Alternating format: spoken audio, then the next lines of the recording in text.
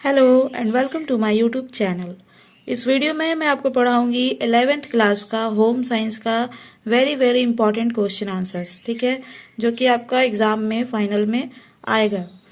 देखो, objective type question में आप लोग का एग्जाम होता है। तो फर्स्ट क्वेश्चन है, मोरेनो में सामाजिक संबंधों को जानने के लिए समाज आलेख का निर्माण कब किया गया। इसके ऑप्शंस दिए हुए हैं। ऑप्शन ए है 1940 ईस्वी में, ऑप्शन बी है 1955 ईस्वी में, या फिर ऑप्शन सी 1934 ईस्वी में, या फिर ऑप्शन डी है 1928 ईस्वी में। ठीक है, तो मोरेनो में सामाजिक संबंधों को जानने के लिए समाज आलेख का निर्माण कब किया गया था? 1934 ईस्वी में। So option C is the correct answer for this question.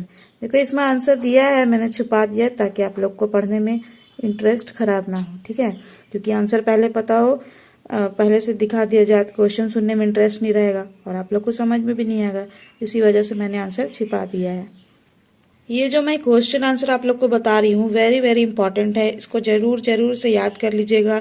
कुछ नहीं करना है आपको, एकदम इजी है। एक क्वेश्चन है, इसका 4 ऑप्शन दिया है, इसमें से एक करेक्ट आंसर बताना है। ठीक है, अगर ध्यान से सिर्फ आप लोग सुन भी लेते हो, समझ लेते हो, तो जब आप लोग एग्जाम में बैठोगे, ये क्वेश्चन आएगा तो आप लोग को याद आएगा कि हाँ मैम, ये क्वेश्चन का ये आंसर, ये ऑप्शन आंसर करेक्ट बताई थी। ठीक है, तो इस तरह से आप लोग कर सकते हो।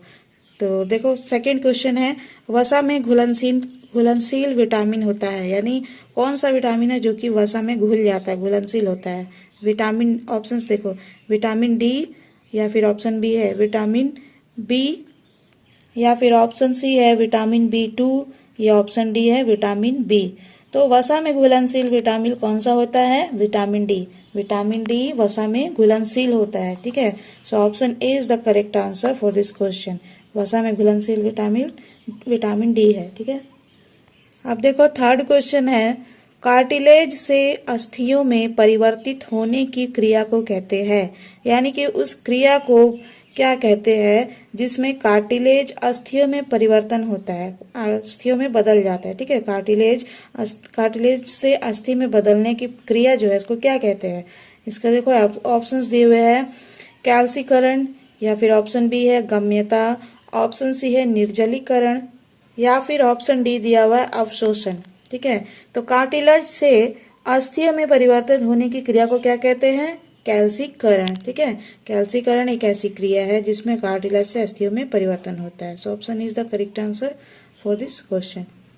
अब देखो फोर्थ क्वेश्चन है, चौथा प्रश्न है, 1 ग्राम कार्बोहाइड्रेट के विघटन से कितनी ऊर्जा प्राप्त होती है? 1 ग्राम कार्बोहाइड्रेट के विघटन से कितनी ऊर्जा प्राप्त होती है? ऑप्शंस देखो क्या क्या दिए हुए। ऑप्शन ए है 2 कैलोरी ऊर्जा, ऑप्शन बी है 6 कैलोरी ऊर्जा, ऑप्शन सी है 4 कैलोरी ऊर्जा, या फिर ऑप्शन डी है 10 कैलोरी ऊर्जा। 1 ग्राम कार्बोहाइड्रेट का जब विघटन होता है तो कितना ऊर्जा प्राप्त होता है हमें? 4 कैलोरी ऊर्जा। ठीक है, 1 ग्राम कार्बोहाइड्रेट से 4 कैलोरी ऊर्जा प्राप्त होता है। तो इसका करेक्ट आंसर हो गया ऑप्शन सी। ठीक है, अब देखो क्वेश्चन नंबर 5 है, 5वां प्रश्न है, दुबली पतली शरीर रचना वाले व्यक्ति कहलाते हैं।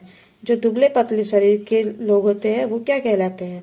देखो ऑप्शंस दिए, ऑप्शन ए है मीसोमॉर्फिक, या फिर ऑप्शन बी है एक्टोमॉर्फिक, या फिर ऑप्शन सी है इंडोमॉर्फिक, या फिर ऑप्शन डी है इनमें से कोई नहीं। तो देखो, दुबली पतली शरीर रचना वाले लोग क्या कहलाते हैं? एक्टोमॉर्फिक। ठीक है, so option B is the correct answer for this question. दुबले पतले लोग क्या कहलाते हैं? एक्टोमॉर्फिक। अब देखो 6th नंबर क्वेश्चन है, छठा प्रश्न है, एक साधारण कार्य करने वाले वयस्क पुरुष को प्रतिदिन कितना ग्राम अनाज ग्रहण करना चाहिए? ठीक है, एक साधारण कार्य मतलब नॉर्मल जो कार्य करने वाले वयस्क पुरुष होते हैं उनको हर दिन कितना ग्राम मतलब वजन में कितना अनाज ग्रहण करना चाहिए? ठीक है, कितना अनाज अपना ग्रहण करना चाहिए, खाना चाहिए? ऑप्शन ए है 175 ग्राम, ऑप्शन बी है 270 ग्राम, ऑप्शन सी है 380 ग्राम, या फिर ऑप्शन डी है 520 ग्राम। तो देखो, एक साधारण कार्य करने वाले वयस्क पुरुष को प्रतिदिन 520 ग्राम अनाज ग्रहण करना चाहिए। So option D is the correct answer for this question. अब देखो 7th नंबर क्वेश्चन है, 7वां प्रश्न है, 2 सूती कपड़े किस विधि से तैयार किया जाता है? जो सूती कपड़ा जो होता है वो किस विधि से, किस मेथड से तैयार किया जाता है? ऑप्शन ए है ट्विल बुनाई, ऑप्शन बी है धारीदार बुनाई, ऑप्शन सी है साटिन बुनाई, या फिर ऑप्शन डी है वास्केट बुनाई। दो सूती कपड़ा जो है वो वास्केट बुनाई विधि से तैयार किया जाता है। So option D is the correct answer for this question.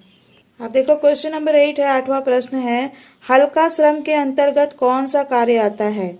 हल्का श्रम यानी हल्का मेहनत जो होता है उसके अंदर कौन सा काम आता है? ऑप्शन ए है फर्श साफ करना, ऑप्शन बी है कपड़े धोना, ऑप्शन सी है प्रेस करना, या फिर ऑप्शन डी है बुनाई करना। ठीक है, तो हल्का मेहनत किसमें लगता है, कौन से कार्य में हल्का श्रम लगता है? बुनाई करने में। ठीक है, so option D is the correct answer for this question. अब देखो 9th नंबर क्वेश्चन है, 9वां प्रश्न है, मानवीय साधन के अंतर्गत आते हैं, क्या आते हैं मानवीय साधन के अंतर्गत? ऑप्शन ए है ज्ञान, ऑप्शन बी है धन, ऑप्शन सी है संपत्ति, या फिर ऑप्शन डी है आभूषण। तो मानवीय साधन के अंतर्गत क्या आते हैं? ज्ञान। ठीक है, मानवीय साधन के अंतर्गत ज्ञान आते हैं। So option A is the correct answer for this question. अब देखो 10वां प्रश्न है, 10th नंबर, तंतुओं से सभी प्रकार की गंदगी और अशुद्धियों को दूर करने की विधि को कहते हैं, क्या कहते हैं? ऑप्शन ए है ड्राइंग आउट, ऑप्शन बी है कोबिंग, ऑप्शन सी है कार्डिंग, या फिर ऑप्शन डी है रोविंग।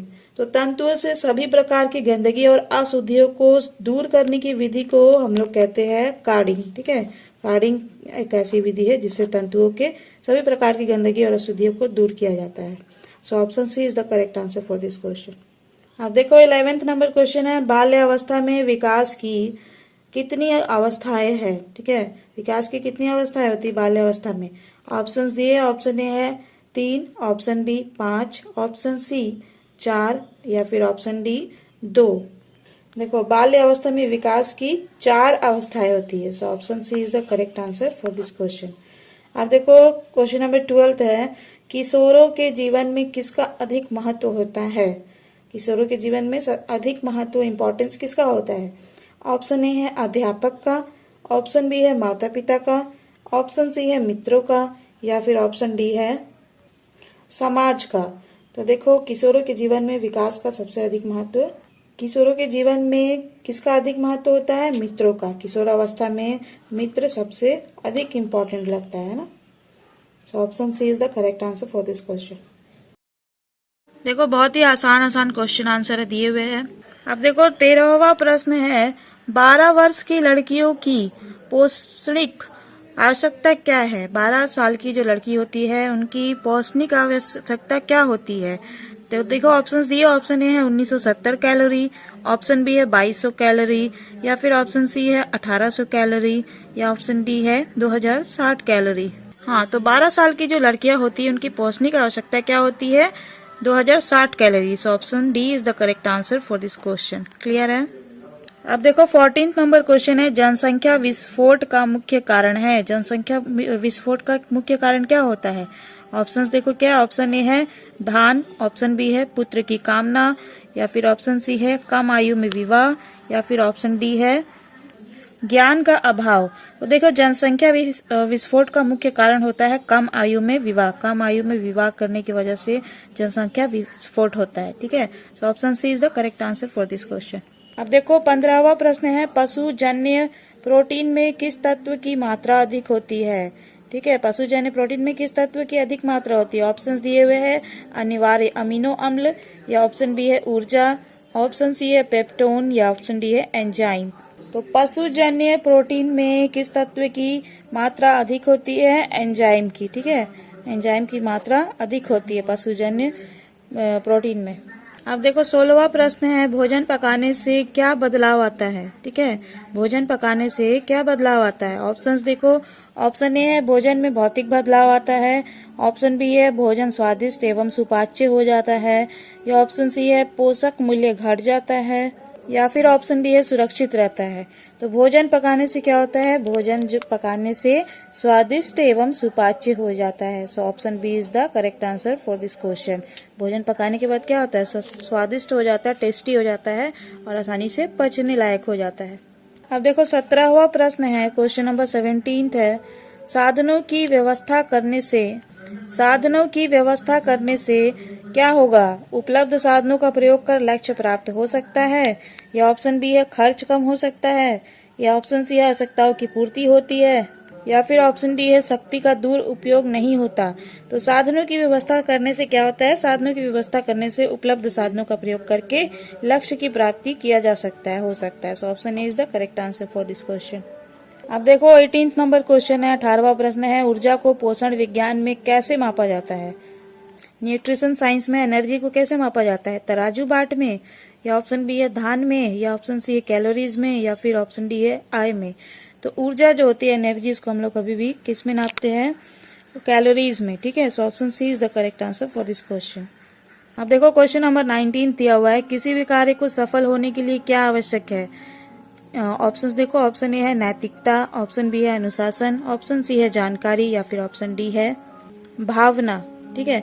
तो किसी भी कार्य को सफल होने के लिए क्या जरूरी होता है? अनुशासन। So option B is the correct answer for this question. अब देखो 20वां प्रश्न है, खाद्य पदार्थों के सही संग्रह की आवश्यकता क्यों है? खाद्य पदार्थों को सही से संग्रह करने की जरूरत क्यों पड़ती है? ऑप्शन ए है उन्हें अधिक समय तक सुरक्षित रखने के लिए, ऑप्शन बी है आर्थिक लाभ के लिए, ऑप्शन सी है गुणवत्ता बढ़ाने के लिए, या फिर ऑप्शन डी दिया है सुविधा के लिए। तो खाद्य पदार्थों के सही संग्रह की जरूरत क्यों होती है? उन्हें अधिक समय तक सुरक्षित रखने के लिए, ठीक है। खाद्य पदार्थ को संग्रह करने से क्या होता है?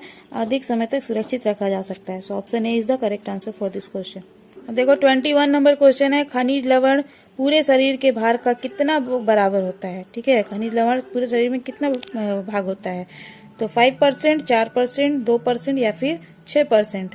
हमारे बॉडी में जो ये होते हैं खनिज मिनरल्स होते हैं वो 4% होते हैं, ठीक है। So option B is the correct answer for this question. Now 22 number question है, पनीर निकालने के बाद बचे हुए तरल को क्या करते हैं? ठीक है, क्या कहते हैं?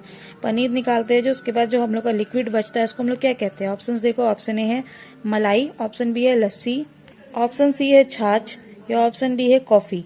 तो पनीर निकालने के बाद जो लिक्विड बचता है, तरल बचता है, उसको हम लोग कहते हैं छाछ। So option C is the correct answer for this question.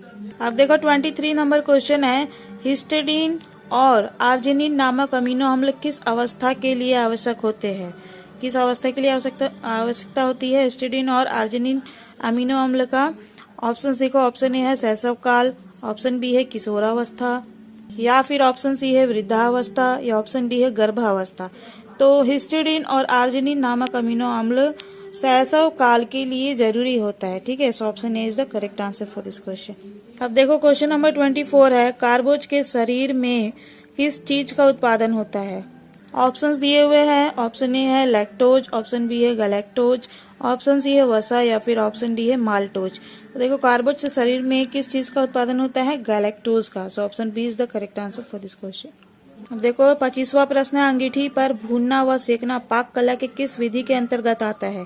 Options दिए, ऑप्शन ए है शुष्क ताप पर पकाना, ऑप्शन बी है वसा द्वारा पकाना, ऑप्शन सी है आर्द्र ताप पर पकाना, या फिर ऑप्शन डी है इनमें से कोई नहीं। तो अंगीठी पर भूनना व सेकना पाक कला के किस विधि के अंतर्गत आता है? शुष्क ताप पर पकाना, यानी सूखे टेम्परेचर पर, ड्राई टेम्परेचर पर पकाना। So option A is the correct answer for this question. Question number 26 है, हाथ से छपाई के अंतर्गत क्या आता है? ठीक है, तो ऑप्शंस दिए, ऑप्शन ए है रोलर छपाई, ऑप्शन बी है स्क्रीन छपाई, ऑप्शन सी है बाटिक छपाई, या फिर ऑप्शन डी है पिगमेंट छपाई। ठीक है, तो हाथ से छपाई के अंतर्गत क्या आता है? बाटिक छपाई। So option C is the correct answer for this question. ठीक है, 27वां प्रश्न है, देखिए सबसे पहले मनुष्य द्वारा निर्मित रेशा कौन सा था? मनुष्य द्वारा निर्मित सबसे पहला रेशा कौन सा था? टेरिलिन, पॉलिएस्टर, नायलॉन, या फिर मिश्रित रेशा। तो मनुष्य ने सबसे पहले जो रेशा निर्मित किया उसका नाम है nylon. So option C is the correct answer for this question. अब देखो 28वां प्रश्न है, रंग का हल्कापन या भारीपन रंग के किन आयाम के अंतर्गत आता है? ठीक है, उसके ऑप्शंस दिए, ऑप्शन ए है मूल्य, ऑप्शन बी है वर्ण, ऑप्शन सी है मात्रा, या फिर ऑप्शन डी है अन्य। ठीक है, तो रंग का हल्कापन या भारीपन रंग के मूल्य के अंतर्गत आता है। So option A is the correct answer for this question. अब देखो 29वां नंबर क्वेश्चन है, कार्बोज के शरीर में पचने से किस चीज का उत्पादन होता है? जब शरीर में कार्बोज पचता है तो कौन सा चीज का प्रोडक्शन होता है? इसके ऑप्शंस दिए हुए हैं, सूखा रेशा, ऊनी रेशा, रेशम, नायलॉन, या फिर। तो इसका करेक्ट आंसर हो जाएगा ऑप्शन सी रेशम। ठीक है, कार्बोज के शरीर में पचने से किस चीज का उत्पादन होता है? रेशम का। अब देखो क्वेश्चन नंबर 30 है, 30वां प्रश्न है, उत्तर किशोर अवस्था किस आयु को कहते हैं? 11 से 12 वर्ष, या फिर 9 से 10 वर्ष, या 15 से 18 वर्ष, या 10 से 12 वर्ष। तो उत्तर किशोर अवस्था किस आयु को कहते हैं? 15 से 18 वर्ष। So option C is the correct answer for this question. अब देखो 31 नंबर क्वेश्चन है, मानव की प्रत्येक कोशिका में कितने जोड़े गुणसूत्र होते हैं? 20, 23, 10 या 15। तो मानव की प्रत्येक कोशिका में 23 जोड़े गुणसूत्र होते हैं। सो ऑप्शन बी इसका करेक्ट आंसर होगा। ठीक है, अब देखो क्वेश्चन नंबर 32 है, आज भारतवर्ष में कितनी जनसंख्या गरीबी रेखा के नीचे है? इसके ऑप्शंस दिए हैं, ऑप्शन ए है 20%, ऑप्शन बी है 40%, ऑप्शन सी है 15% या फिर ऑप्शन डी है 50% से अधिक। तो आज भारतवर्ष में कितनी जनसंख्या गरीबी रेखा के नीचे है? 50% से ज्यादा लोग जो है गरीबी रेखा के नीचे आते हैं। अब देखो क्वेश्चन नंबर 32 है, प्यूबर्टी पीरियड किस अवस्था को कहते हैं? ऑप्शंस देखो, ऑप्शन ए है 12 से 15 वर्ष, ऑप्शन बी दिया हुआ है 10 से 12 वर्ष, ऑप्शन सी दिया है 14 से 18 वर्ष, या ऑप्शन डी दिया है 20 से 22 वर्ष। तो प्यूबर्टी पीरियड जो है वो 12 से 15 वर्ष की अवस्था को कहते हैं। सो ऑप्शन ए इसका करेक्ट आंसर हो जाएगा। 34 नंबर क्वेश्चन है, प्रोफेसर प्याजे के अनुसार सभी बच्चे स्कीमा से प्रभावित होते हैं। इसके ऑप्शंस दिए, बड़े होने पर, जन्म से ही, किशोर होने पर, या दुबले होने पर। तो इसका करेक्ट आंसर होगा जन्म से ही। ठीक है, प्याजे के अनुसार सभी बच्चे स्कीमा से कब प्रभावित होते हैं? जन्म से ही। So option B is the correct answer for this question. Question number 35 है, जब किसी विशेष खाद्य पदार्थ में कुछ अतिरिक्त पोषक तत्व मिलाए जाते हैं तो उसे कहते हैं, क्या कहते हैं? इसके ऑप्शंस दिए हुए, सम्मिश्रण, या फिर खमीरीकरण, या ऑप्शन सी है अंकुरण, या ऑप्शन डी है फोर्टिफिकेशन। तो जब किसी विशेष खाद्य पदार्थ में कुछ अतिरिक्त पोषक तत्व मिलाए जाते हैं तो उसे कहते हैं फोर्टिफिकेशन। ठीक है, सो ऑप्शन डी इसका हो गया करेक्ट आंसर। तो सेट 1 यहीं पे समाप्त होता है। आप नेक्स्ट वीडियो में मैं आपको सेट 2 मॉडल सेट 2 बताऊंगी, होम साइंस 11th क्लास का। और भी जैक बोर्ड के सारे अपडेट्स पाने के लिए यूनिवर्सिटीज़ के चैनल को सब्सक्राइब कर लीजिएगा, बेल आइकन को दबा दीजिएगा, इसे अपने स्टडी ग्रुप एंड क्लासमेट से शेयर कर दीजिएगा। Thank you viewers for watching this video.